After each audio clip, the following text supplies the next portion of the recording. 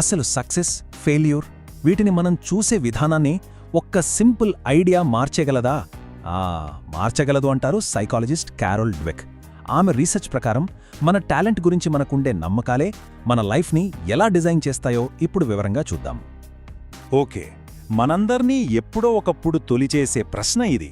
అసలు టాలెంట్ అనేది పుట్టుకతో వస్తుందా, లేకపోతే ప్రాక్టీస్ చేసి సంపాదించుకోవచ్చా?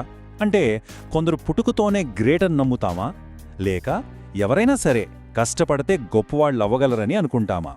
చూడండి, ఈ ఒక్క ప్రశ్నకు మనమిచ్చే ఆన్సరే మన మైండ్ సెట్కి బేస్ అన్నమాట.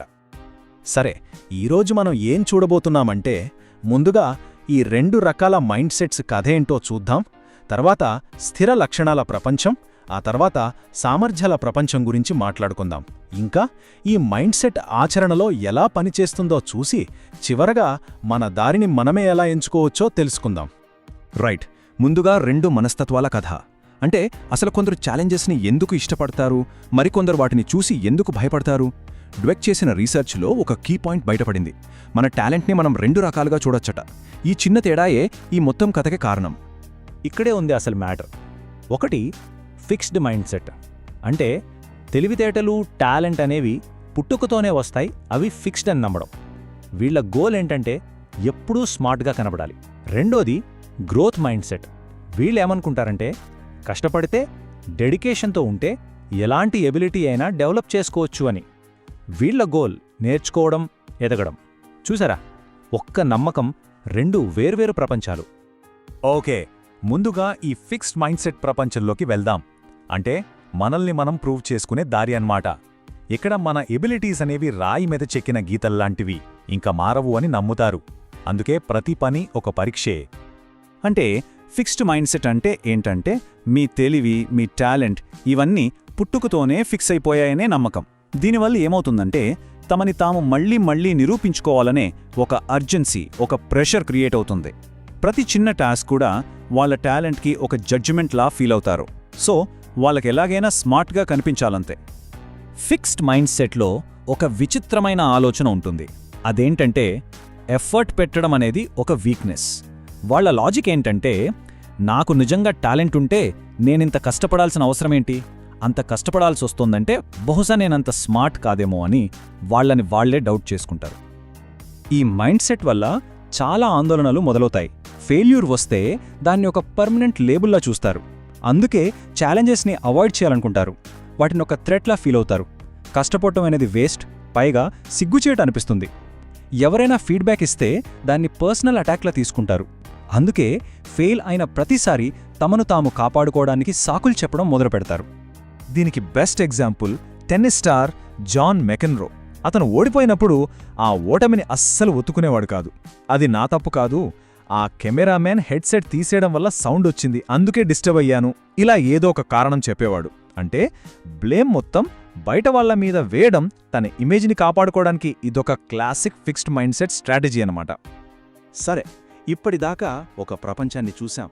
కానీ ప్రపంచాన్ని చూడటానికి ఇంకో దారి ఉంటే, ప్రూవ్ చేసుకోవడం మీద కాకుండా ఇంప్రూవ్ చేసుకోవడం మీద ఫోకస్ చేసే దారి ఉంటే, అదే ఈ సామర్థ్యాల ప్రపంచం.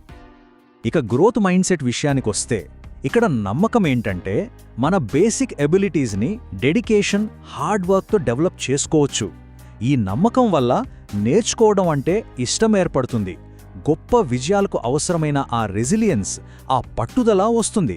తెలివి అనేది జస్ట్ ఒక స్టార్టింగ్ పాయింట్ అంతే.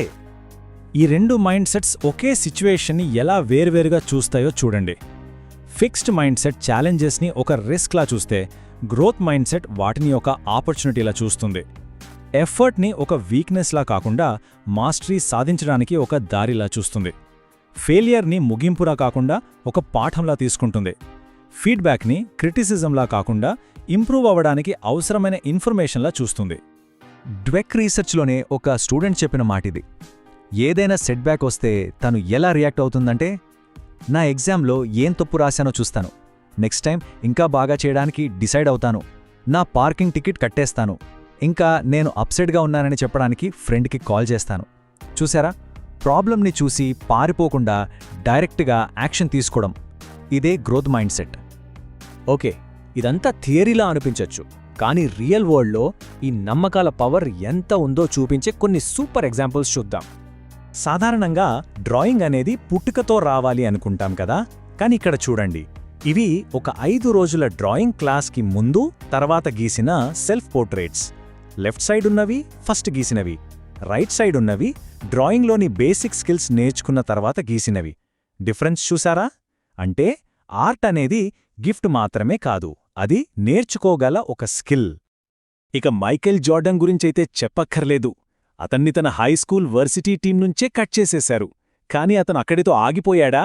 లేదు. రోజూ ఉదయం 6 గంటలకే లేచి స్కూల్ మొదలవక ముందే ప్రాక్టీస్ చేయడం మొదలుపెట్టాడు.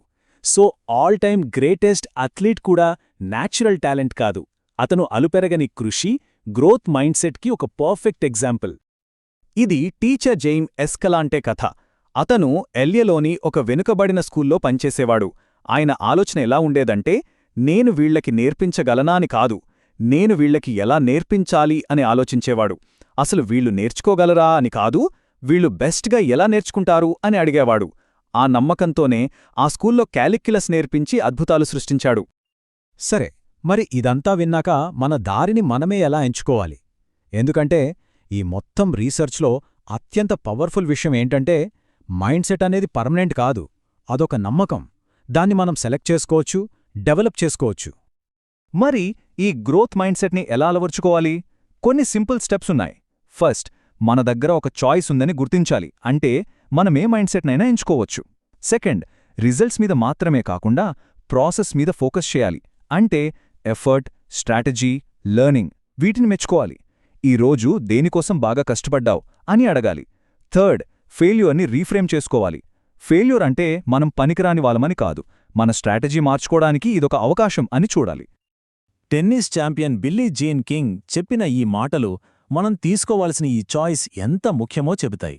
ఆమె ఏమన్నారంటే, మీరు వెనక్కి తిరిగి చూసి అయ్యో నేనలా అయ్యుండేవాణ్ణి అని మీ టాలెంట్ని ట్రోఫీల్లా తుడుచుకుంటూ కూర్చోవచ్చు, లేదా నేను విలువనిచ్చిన వాటికోసం నా సర్వస్వం ఇచ్చాను అని గర్వంగా చెప్పుకోవచ్చు. అంటే రిగ్రెట్తో బతకాలా లేక ఫుల్ఫిల్మెంట్తో బతకాలా అనేది మన చాయిస్. సో మనం ఈ విశ్లేషణను ఒకే ఒక్క ప్రశ్నతో ముగిద్దాం. మీరు భవిష్యత్తులో వెనక్కి తిరిగి చూసుకున్నప్పుడు ఏం చెప్పాలనుకుంటున్నారు? మీ లైఫ్ స్టోరీ ఎలా ఉండాలనుకుంటున్నారు? ఆ కథకి రైటర్ మీరే, మీ మైండ్ సెట్టే.